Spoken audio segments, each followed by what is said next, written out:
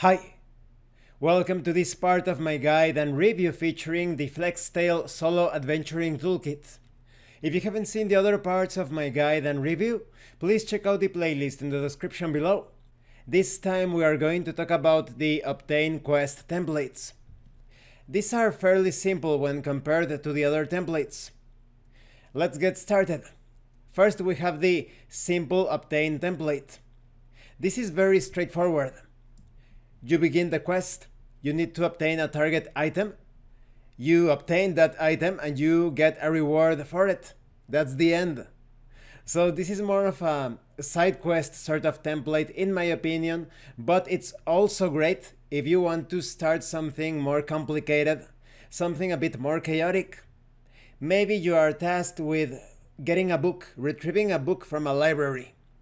So you go to the library, you're about to purchase or perhaps retrieving a book that was already paid for. It could be anything. But then the library gets attacked and it turns into a completely different situation from what you would normally expect. Then we have the Obtain Multiple Objects or Items quest template. This is fairly similar, but you are obtaining various items. I think this one is great to start an entire campaign. Maybe you need to retrieve some legendary treasures. You need to go to this place to obtain this item. Maybe now you need to go to this other area to look for this other item, etc. So perhaps you are building a sort of machine, assembling the pieces of a relic or artifact. And because each of these templates has its own unique set of random tables, well, they are not exactly unique, but different in their variations and configuration. It is quite easy to dynamically modify any of these templates according to the way that the adventure is proceeding or the scenario. Then we have the Obtain Guarded Item template. This one is a bit more interesting. There is an added depth or complexity to the situation. In this case, you need to focus on defeating the defender in order to obtain an item or items. Only then can you obtain your reward. Then we have the Get and Deliver Item Obtain quest. This one could also serve to introduce various locations. Maybe you obtain an item, you need to deliver it to a location, and from then on, perhaps you get to another location in order to deliver another item. You could ramify things or add some variations to the situation, depending on how things proceed, based on the interactions with the non-player characters, based on the very nature of the object or item that you need to retrieve.